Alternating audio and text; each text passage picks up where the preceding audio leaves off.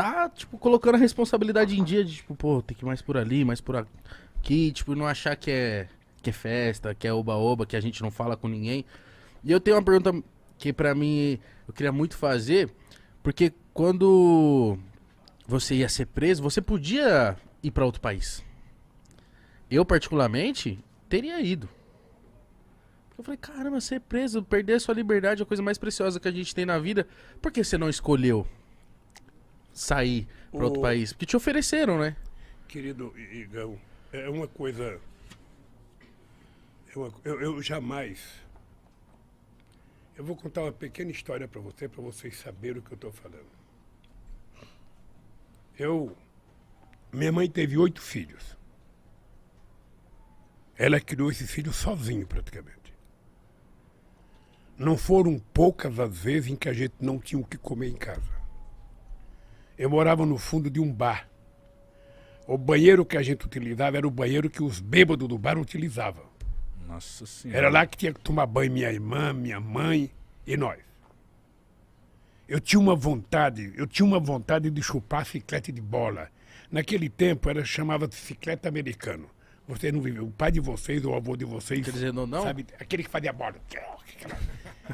Você não imagina a loucura que eu tinha de fazer uma bola. E nunca tive dinheiro para comprar o chiclete. Eu trabalhava quando o meu tio ia no banheiro do bar, ele pedia para mim tomar conta do bar, eu poderia roubar um chiclete e levar para casa. E eu não roubava, porque eu tinha medo de envergonhar minha mãe. Eu tinha um companheiro chamado Boquita. Boquita era filho de um cara sergipano, não esqueço nunca.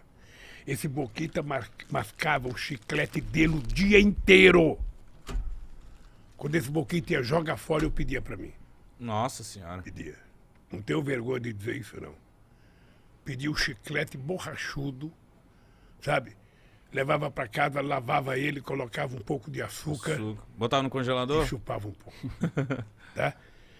Eu tinha vontade de comer uma maçã. Naquele tempo tinha umas maçãs argentinas. Filho, eu tinha vontade de roubar uma maçã. Roubar e sair correndo e comer. Eu não roubava com medo da minha mãe.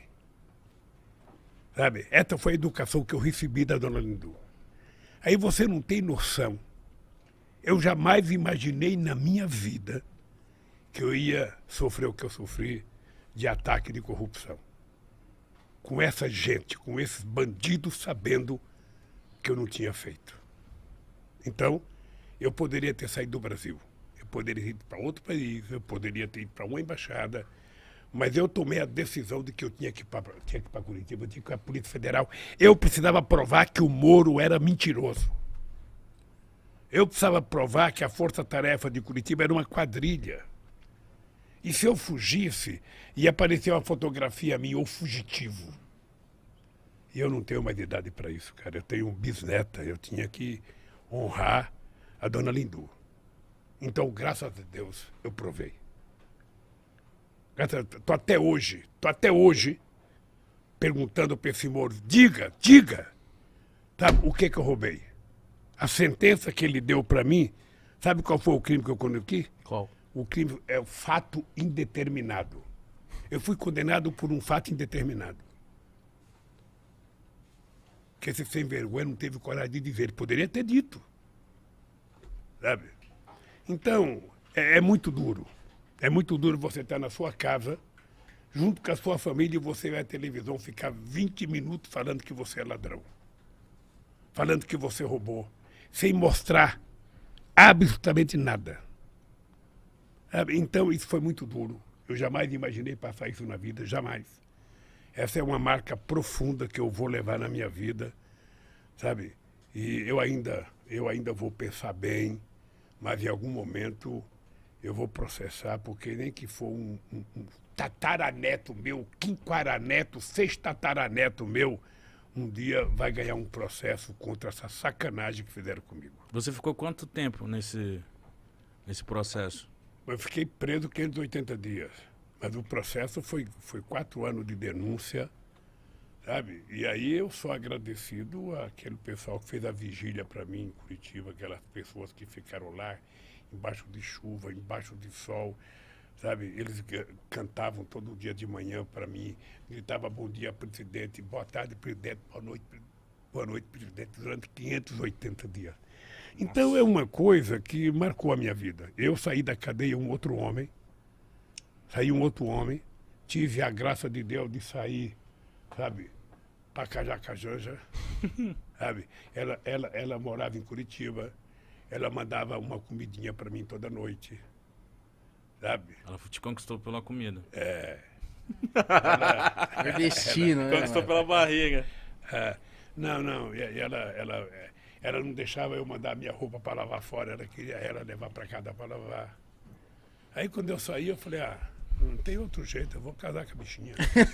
Ô, Lu, mas o que que passava na sua cabeça lá dentro? O que que você aprendeu? O que que você falou que você virou outro... Olha, O que que passava ali dentro? ô, Mitico, é engraçado porque o sofrimento, às vezes, ele te ensina a ficar maior, mais generoso. Eu não podia ficar com ódio dentro da cadeia, porque senão eu tinha que ficar dando cabeçada na parede. Então eu comecei a ler muito, sobretudo sobre a escravidão, para conhecer um pouco melhor o Brasil. Eu comecei a pensar na minha vida, o que tinha acontecido na minha vida, o que eu já tinha feito. E a solidariedade que eu recebi era muito grande, gente. Nunca tinha acontecido com um ser humano o que aconteceu comigo. Nunca. Sabe, a vigília foi uma coisa muito forte na minha vida. Muito forte. Então, eu saí generoso, eu saí pensando em casar com a Janja e sair da política, sabe? Vou viver minha vida. Mas não tem jeito, sabe? Durou quanto tempo esse pensamento? A política é como uma cachaçinha. Você